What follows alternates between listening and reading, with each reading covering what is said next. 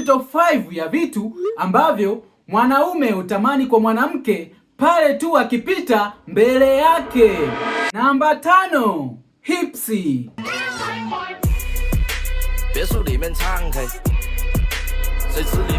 Namba 4, mwendo. Namba 3, matiti. Najinenepea kila kona na soko. Namba 2, sura.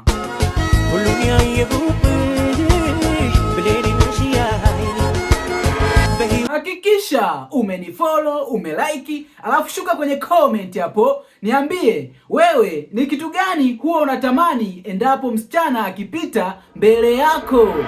Namba 1, makalio. Kucheza leo